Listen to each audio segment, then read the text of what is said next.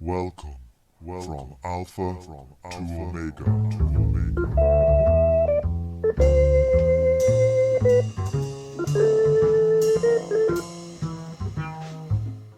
Hello, and welcome to the 71st episode of From Alpha to Omega.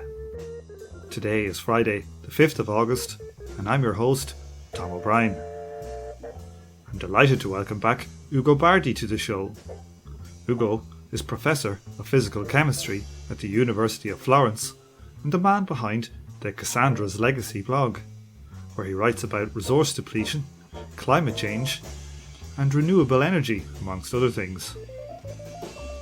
We discuss the recent drop in global CO2 emissions and what it means for our global economic system, the hopes for a soft landing post-peak oil and peak coal, solar panels as our great saviour, and his thoughts on the likelihood of global demographic decline. But before we get into all that, I have a few people to thank. First off, all the monthly subscribers. Your money sits warmly in my pockets. Thanks must also go to the new YouTube subscribers: Ciao Cesar, Angus Prangus, Zombie Nation, Martin LA, Citizen Keynes, JoeGat.net, the T Cash Money, the Memes of Production, and Terrible Tomada. Muchas gracias. And of course, I also must thank Zaki, Poppard Pill, and Iluyu Papi for their lovely reviews over on iTunes. If you like the show, please like, subscribe, share, leave a review on iTunes and all that jazz, as it really helps spread the word about the show. You can also check out the Facebook group and the Twitter page. Now, to the interview. Recently there's been a peak in CO2 emissions globally. What does this mean? That's a very interesting development. We have to be careful with that because there have been other peaks in the past, so it is not necessarily a long-term trend, but it may very well be because it fits with what has been found recently, which is very impressive. The fact that coal production in China has peaked, apparently, in 2014. Now, this is a real big development. It's impressive because the conventional thought in economics and most scenarios which were taken into account by the IPCC or various people dealing with climate change assumed that in order to curb coal consumption, you had to be proactive, to do something to prevent countries like China from using coal, from keep producing coal. And instead, in 2014, without any agreement, without any forcing, without any legislation, without any reason for doing that, China peaked. And now it is going down. Again, with some caution, because this may not be a long-term trend, but I think it is, because on the side of the peak movement, let's call it like that, people like myself, like others who have been studying this kind of subject, there was this idea that China should have peaked not later than 2020, and that it peaked in 2014 is not surprising for a certain fraction of the people who deal with this kind of thing. So if China peaked, then it is perfectly possible that the other major producers, including India, would peak too, and that would lead to a reduction, a peak in CO2 emissions, because this is clearly what there is a consequentiality, there is a consequence in these things. If we reduce the consumption, the production, and the burning of coal, then we expect emissions to go down. What's causing this peak? Is it natural factors or is it socioeconomic factors? It is always a socioeconomic factors. Everything that happens is due to socioeconomic factors, because people, the companies, consumers, agents, governments, whatever you have, they don't see the natural factor. They only see economic and sometimes social factors. So whatever happens in the production of fossil fuels is the result of socioeconomic factors. And this has not been understood by everybody because there is a current of opinion around that say, oh, peak oil is the result of not having any more oil to extract, which is not true. Peak oil is not related to running out of anything. It is related to the fact that it is not convenient anymore to extract oil or coal or gas, whatever, at the same rate as it used to be done before. So that's what's happening to Chinese coal, given the economic and social conditions of the present day China, which include also the government understanding that the pollution in China is so high that they cannot afford that anymore. It's an economic damage which is immense in terms of the health of the citizens. So they're not stupid, they understand this. And they change things, they do things in such a way to reduce this tremendous economic cost, which is not about climate change. Climate change is a gigantic cost, much larger, but on a longer time scale. So the Chinese government is doing this to avoid killing their own citizens. I mean, governments are not benevolent organizations normally, but they don't like that the citizens die because citizens are those people who pay taxes. And taxes is what governments live on. So they don't normally like to kill their own people. So what's happening is simply that a series of events are making coal extraction less convenient from an economic viewpoint.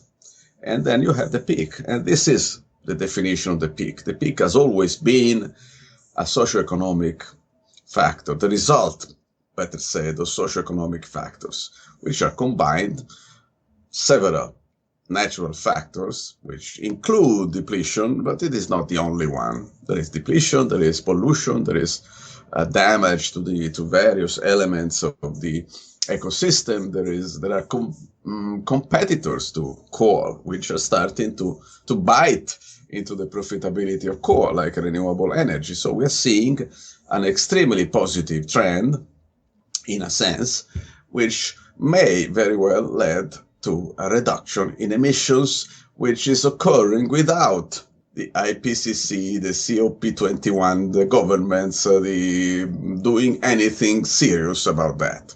Did the quality of the coal that China were able to extract diminish at all? Is that playing a factor? Probably, yes, but I don't think it was a major factor because at the present time, what we have been doing, not just in China, but in Germany and everywhere, is using this so-called soft coal, which is very abundant, and its quality is going down slowly.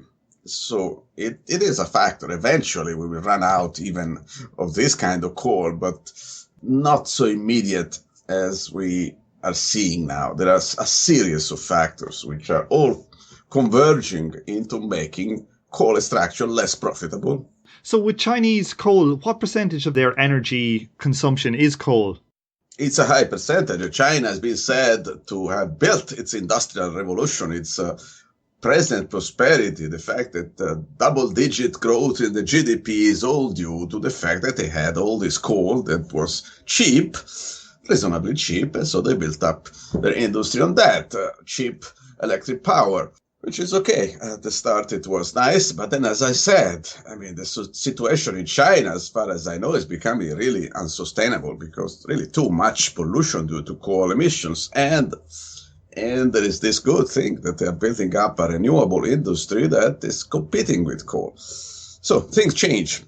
What impact does this reduction mean, do you think, for global CO2 figures?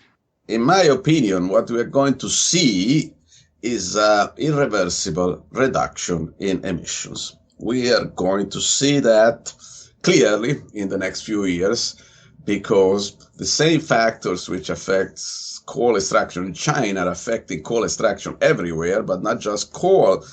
All kinds of fossil fuels are becoming expensive. They suffer from the competition of renewable energy. They produce a pollution which is not acceptable anymore unless governments want really to see the citizens die, and they don't want normally that. And so there is a convergence of options which go towards a reduction in the production and the consumption of fossil fuels. That some people call this peak demand, which is probably correct, but it is not just that. It's a series of factors. It's a systemic change that we are seeing. My opinion, it is not correct to divide the world into supply and demand. There are no such factors that you can measure. But what you can say is that there is a system which operates the whole structured production, refining, distribution, use of fossil fuels. And this whole system is under heavy pressure to disappear, and eventually it will disappear.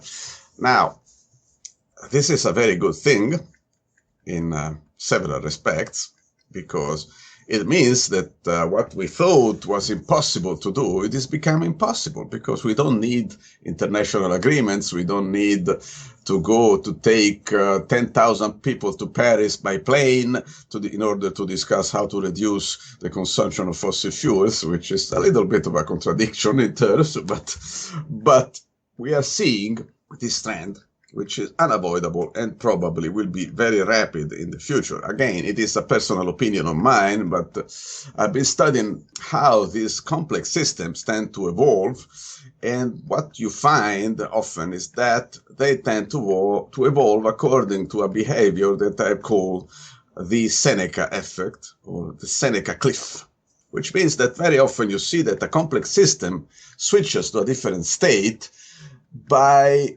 collapsing. That is, by declining very, very rapidly, much more rapidly than it grew. So we have seen, for instance, oil consumption growing at a certain speed over a century and a half. And for a certain period, the growth was constant at 7% yearly. It was fantastic. You would see oil going up every year, 7% more than before. Now, then it slowed down. Now it is still growing very slowly, but still growing. Then at a certain point, it will stop growing and starting to go down. It is unavoidable. And that means that if some factors, some systemic factors start kicking in, then it will go down very rapidly, very, very rapidly. This is what I call a Seneca collapse. It's very interesting because it will be brutal and fast enough, perhaps, to reduce, perhaps, our worries about climate change. I mean, we have to say this with extreme caution, because be careful. Climate change is cumulative. So you add CO2 to the atmosphere and other gases, and this CO2 remains there for long times. It's a long story, how much, which fraction remains for centuries, thousands of years, hundreds of thousands of years, but essentially it is cumulative. The more you emit, the more you find in the atmosphere. So global warming, which is the cause of climate change, which is the cause of ecosystem disruption, is cumulative. You add these things and you have them. So if you reduce emissions, you reduce the increase of these greenhouse gases. You don't reduce the amount of greenhouse gases. So it is not at all obvious that the fact that we reduce CO2 emissions will solve the climate change problem, but it could ease it a lot.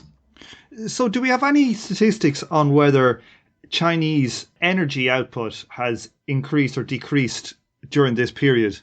The Chinese output is still increasing because they are also building up other sources of energy. Coal is just one of them. So it's, and the GDP of China has also been increasing. So the Chinese economy is still doing very well. I could compare the Chinese economy to the Italian economy, in which you have, in a certain sense, a more advanced economy in Italy, in the sense that we are more advanced towards collapse. So in Italy, there has been a brief period in which we reduced the consumption of fossil fuels while our GDP kept increasing. And everybody was saying, oh, we are so smart in Italy. You see, we can grow more with less. We can leave.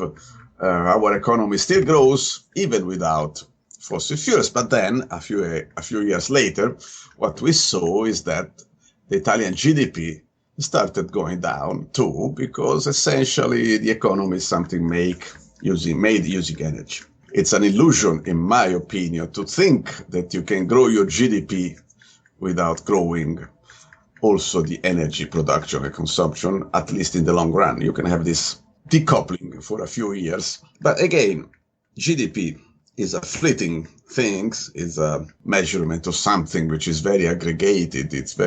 And we don't really know what is the GDP made of in different countries. It's very, very diverse. There are so many things that get into the GDP.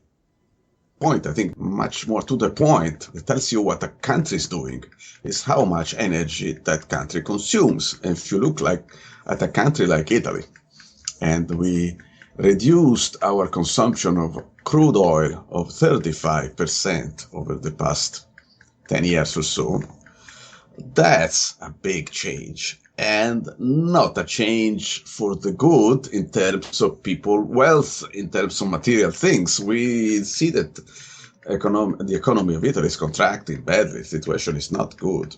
Although we are doing a good thing, we don't do it willingly, but we do this. We reduce the consumption of oil. We reduced it a lot because we could not afford to keep using it. So you see, there are so many things going on, but there is one thing that I would like to tell you, I think is fundamental from all this.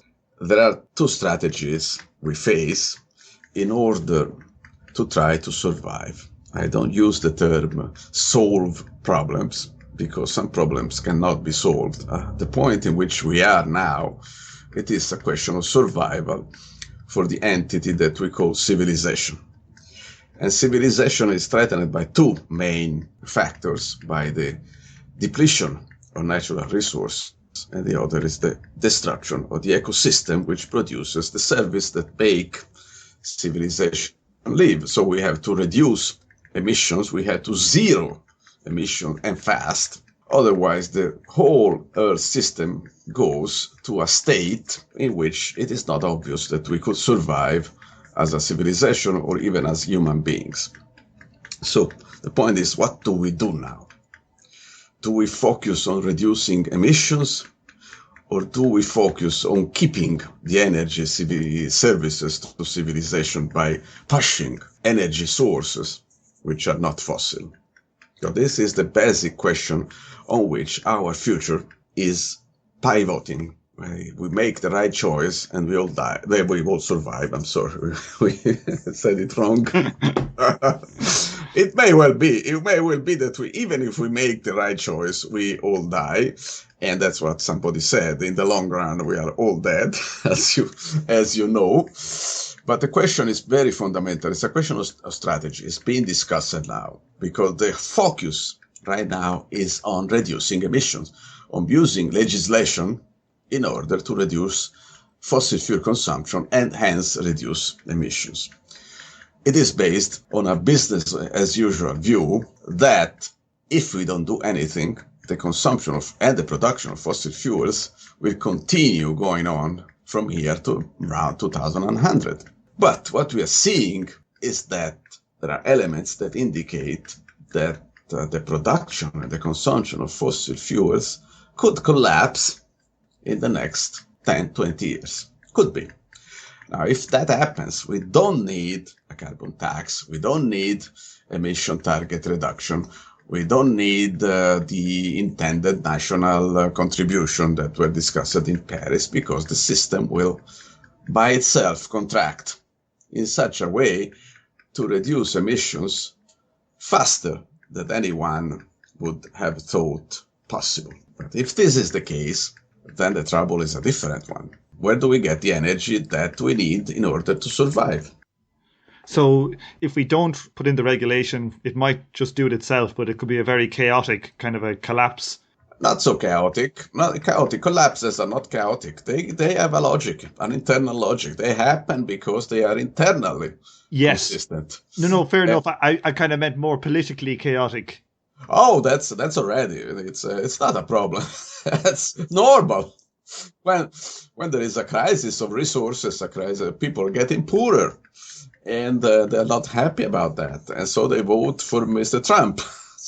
and hoping that they will get everything right again. I would not be Mr. Trump if I were elected, because honestly, I don't think he can make America great again.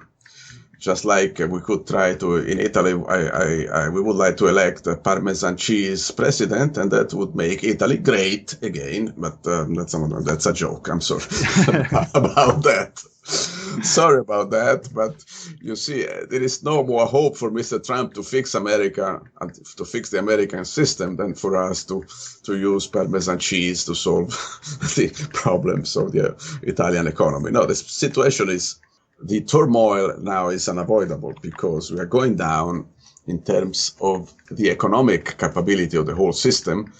The flow of energy is being reduced into the system. Some regions are collapsing very rapidly, and then you are not surprised to see that collapse, the economic collapse of countries like Syria, is accompanied by war. It is perfectly normal. We wait for a country to go down, sufficiently go down in its economic output, then people will decide at a certain point that what they cannot have by normal means, they can grab by using force, and that's war.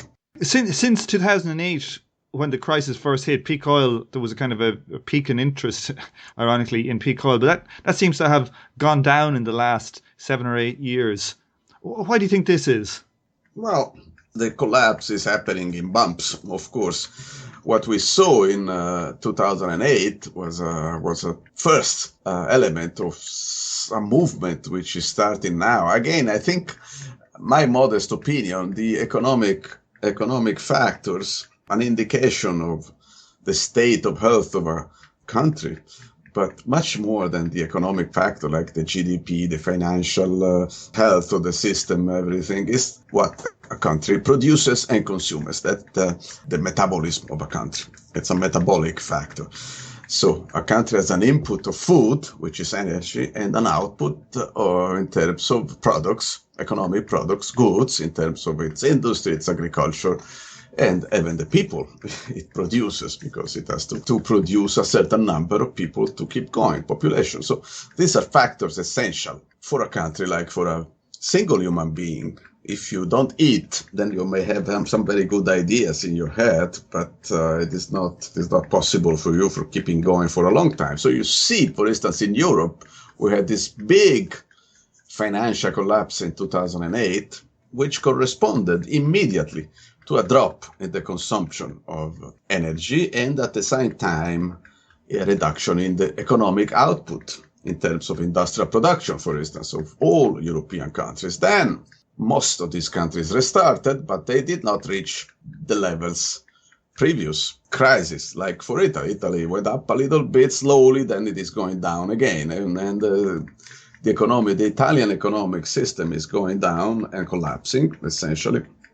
So I don't know how much we have to wait because we enter in a civil war. I imagine that it would be reasonably easy to happen, because it takes nothing.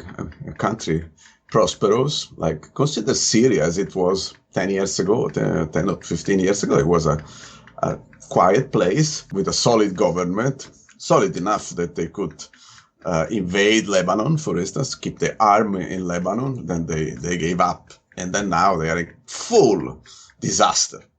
Why? Because they used to have oil, a certain degree of oil production. Oil production peaked and collapsed. And now the whole glue that kept together the government, the people, the society, the economy, the industrial system disappeared. So the whole thing has unraveled. And one of the most spectacular consequences is war, but also immigration and widespread poverty and all the rest. So where does photovoltaic solar panels fit into this decline? They are our saviour. The only possibility that we have at this point to avoid complete collapse is to push as much as possible renewable energy. Because if what I see happening is really happening, and the system is collapsing economically before the complete climate collapse, because that is a risk that we face too. The worst thing that it would happen together. If the climate collapse happens later, then we will see first the energy collapse. Society will collapse because it doesn't have enough energy to keep going. And at this point, we can try to supply society with this energy in ways which do not imply instead going to a climate collapse. So by renewable energy, mainly photovoltaic, but also wind energy and other forms of energy that everybody knows are part of the park of technologies we have and we call renewable energy. Most of them are really renewable. A few are pretended renewable, but photovoltaics and wind are the most promising at present. Maybe something else or something new will come up in the future, but we already have technologies which can replace fossil fuels as a raw source of energy. That's what is the point. When we say replace fossil fuels, we don't mean that you can set up solar system and then keep everything else as it was. That's not possible. Things always change. Solar energy is a different kind of energy than it used to be fossil energy, and so the society will change deeply in ways that will allow it to adapt to this new source of energy, which is a pretty good source. It's a chance that we have for the future. It is a big chance, and we should take it by all means if we want to avoid a kind of collapse that would be very hard on us and also mainly to our children. We need to invest if we want to survive. I don't say, we need to invest in order to solve the problems. I say we need to invest in order to survive. So Ugo, on your website, you've had a couple of different articles talking about, say, the return on energy for these photovoltaic systems. There seems to be a bit of debate within the EROEI community, if we want to call it that. So where do you stand on this, or what are the issues involved here? There is no problem, no issue. The only issue is survival.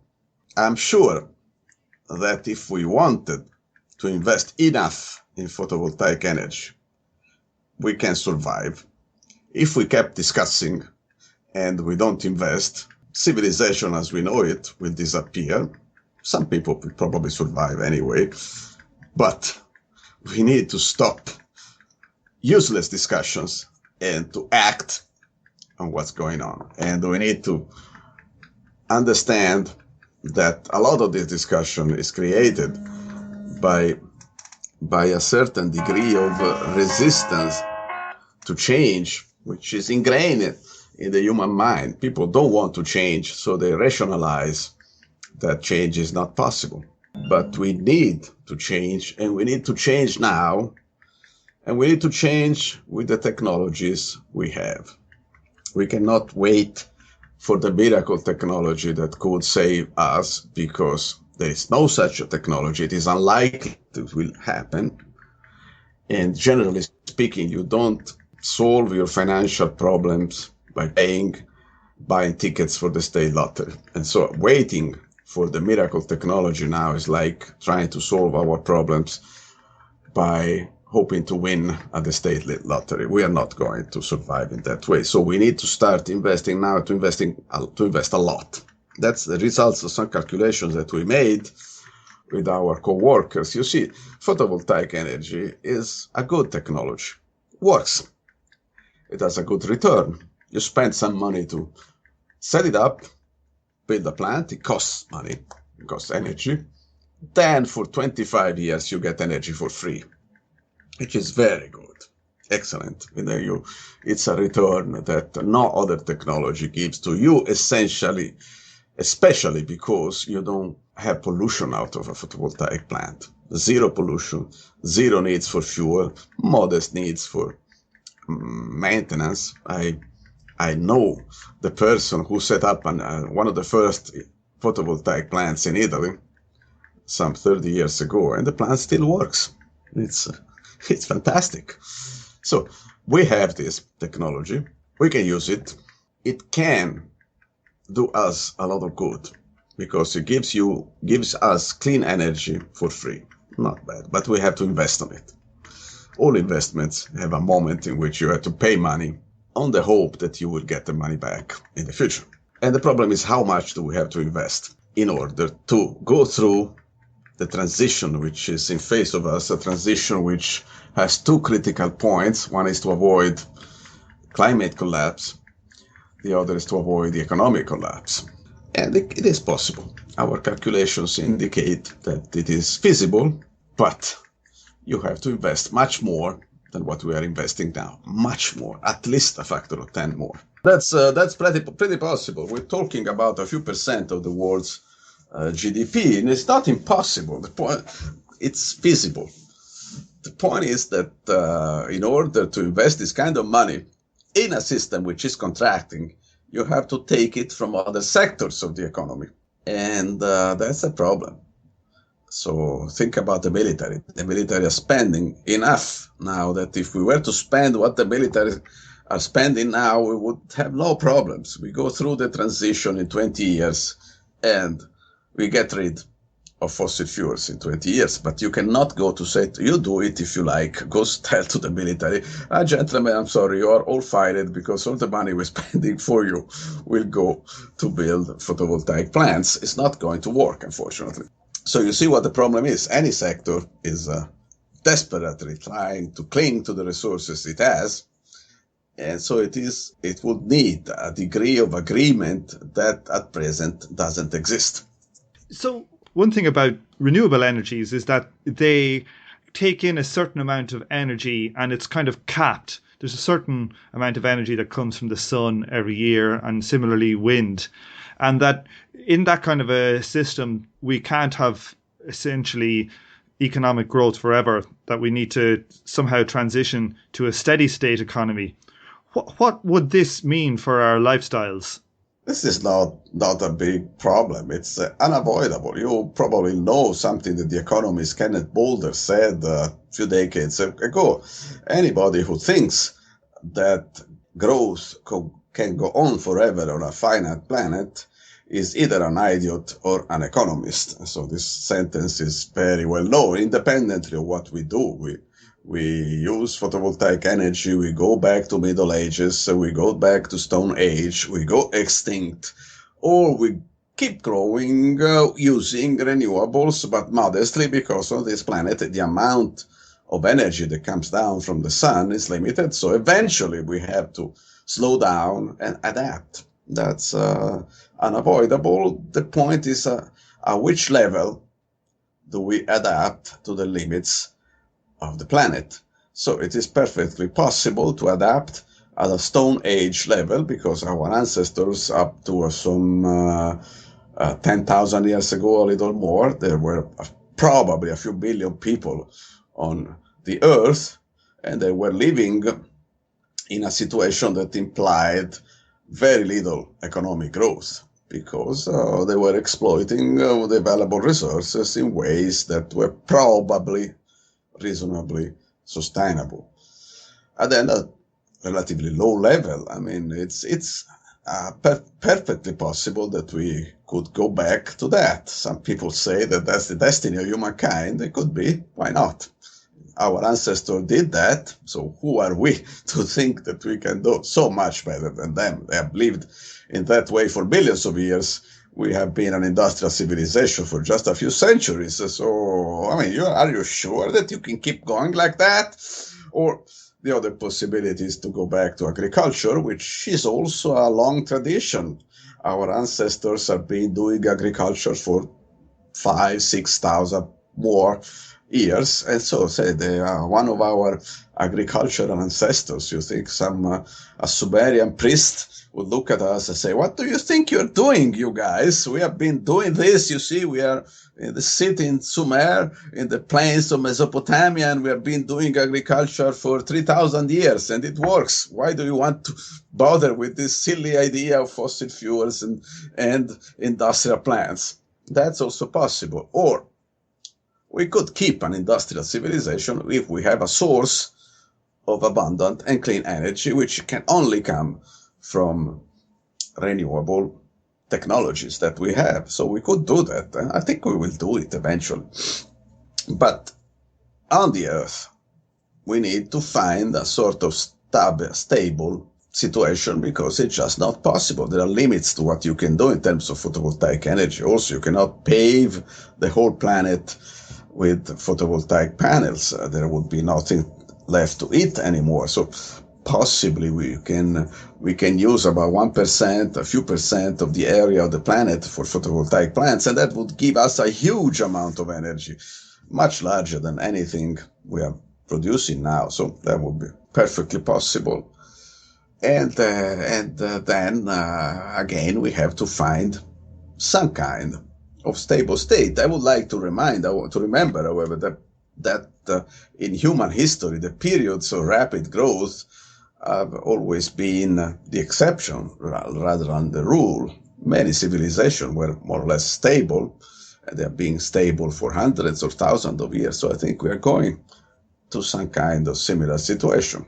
And we will, it's something that our descendants will see. You also wrote some article on the way these post-peak models describe population decline. What did the normal models that have come from, say, limits to growth say, and what's your ideas of it? That's possible, but extremely difficult. Demography is one of the most difficult fields of science. It is extremely difficult because when you think of a model like the limits to growth, it is essentially a model based on thermodynamics. You deal with energy in ways the energy is exploited by the human industrial society, and there is some logic in the way. If you assume that people go for the highest profit, which is the basic assumption of all economic studies, then it works. It works very nicely because people normally are reasonably rational. They do what they think are reasonable choices, and you can model that, and it works. If you assume that people are altruistic, then the models don't work anymore. And so that's good. But then when you go modeling population, you have choices that is hard to define as rational. Why do people have children? Do they make money out of children? Not so easy, and not so obvious, not immediately at least.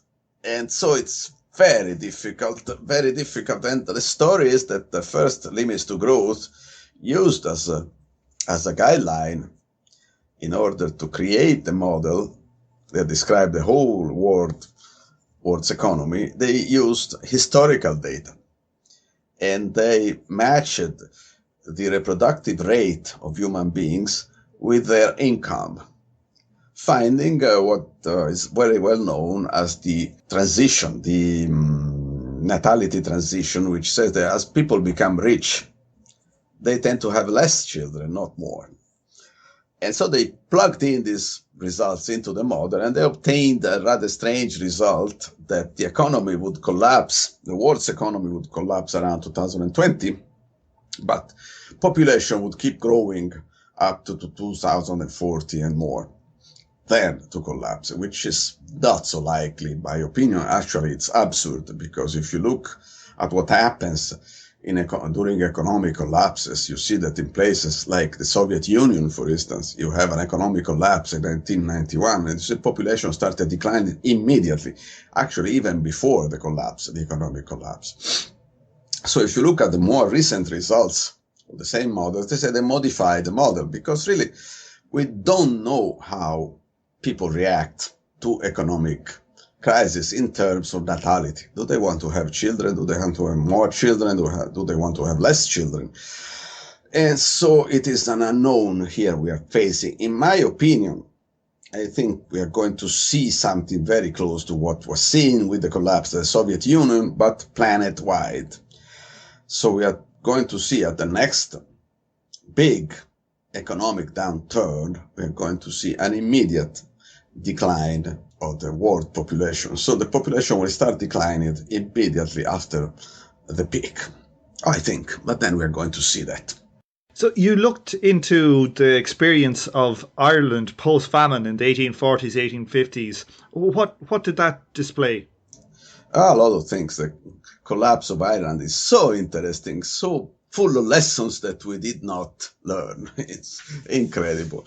And one is the thing that I just said, that if you go to see the data, you see that the Irish did not try to compensate for the famine, having more children. There was a very big increase in mortality with the famine, but also a decrease in natality. So there is not this effect that people say there would be, that people try to compensate. People try to react to difficult times by having less children. Then there is a more general lesson from the Irish famine, which again, what caused it? Because it's impressive to read how much it has been written on that. And we know everything about the famine. We know how many people who died, who survived, the production, the emigration, the supply that was tried to compensate the famine. And still, there is no agreement on what caused the famine, with a good fraction of the people working on that, saying it was a genocide caused by the evil English who decided to exterminate their unruly Irish subjects. Which is not true, that didn't happen, but there is something in this idea. Essentially, the reason that led the Irish to collapse so badly in 1845 was a lack of resilience. The system was not resilient. And that's a fundamental point. In principle, Ireland could have nourished even more people than the about 8 million it was nourishing in 1844 before the famine. According to some calculations of the time, if the model of cultivation that was used in Ireland at that time was very simple, you would have a family, the family would rent a patch of land, cultivate potatoes, and with these potatoes survive. Essentially, they didn't need much more than that. And Ireland theoretically could have nourished perhaps 17 million people, but it collapsed already at 8 million people. In reality, it had collapsed even before. There had been earlier famines, less known, but just as bad, like in 1740, more or less. There was another famine, in relative terms, even larger than the Great Famine, that was the best known one. And at that time, there were only about 3.5 million Irish people in Ireland. So you see, it's not a question of population density. It's you can collapse with 3 million people. Ireland could collapse with 3 million people, just as it could collapse with 8 million people. So it is not a question of population. It is a question of resilience of the system. And the system was not resilient because Ireland was poor, in the sense that people just didn't have an economy worth calling an economy. There was little commerce, there were no industry, there were no railroads, there was a road network, but not very good. And why was Ireland so poor?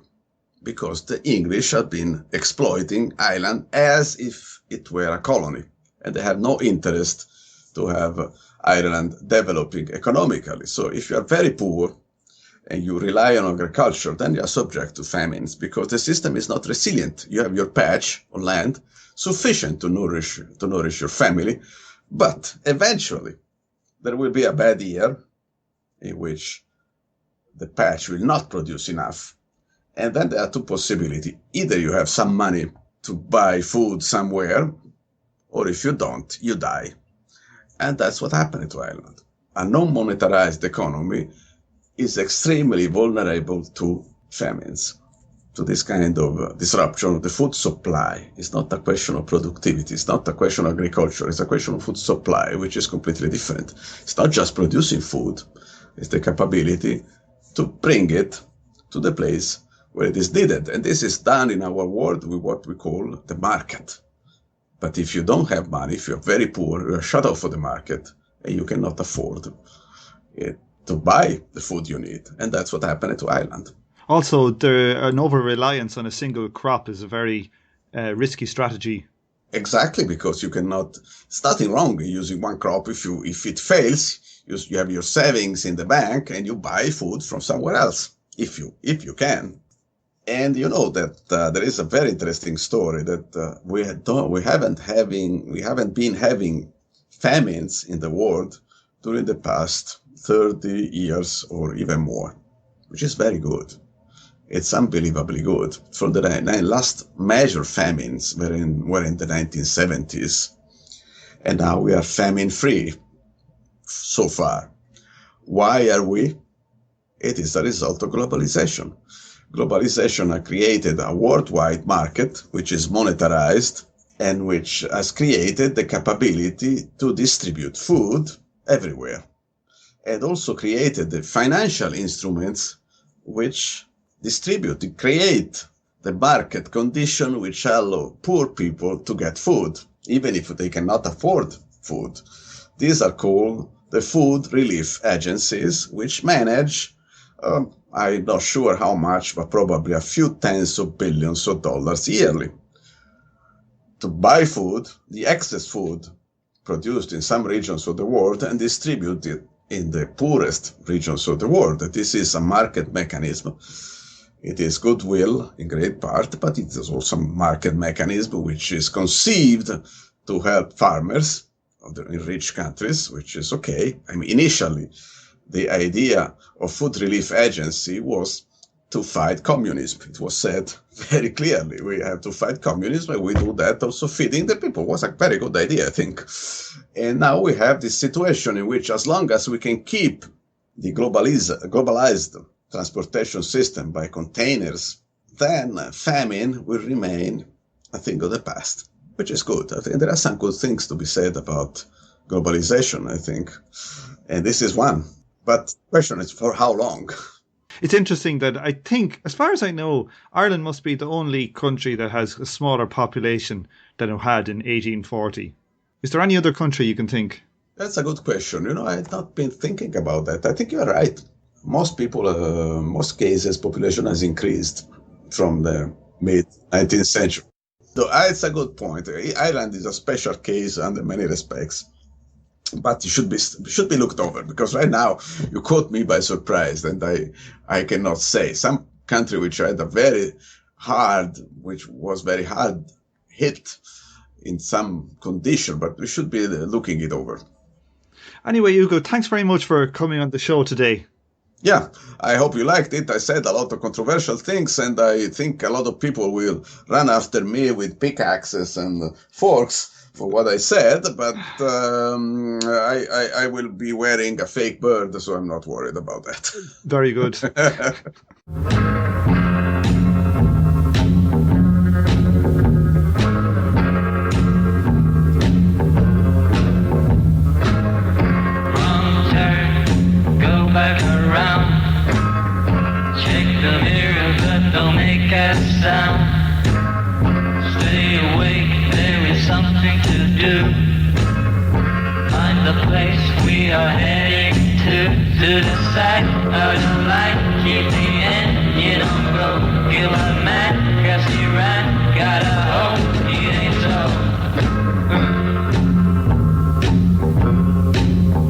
On this episode, you heard the theme tune, The Order of the Pharaonic Jesters, by Sun Ra and his Arkestra, and you are now listening to White Isles with Luce Cannon. Thanks for listening, and I hope you join me for the next episode of From Alpha to Omega. And remember, please like, subscribe, share, or leave a review. You are almost done. This is better than having to run to the side of the light. Keep the engine on go, kill the man.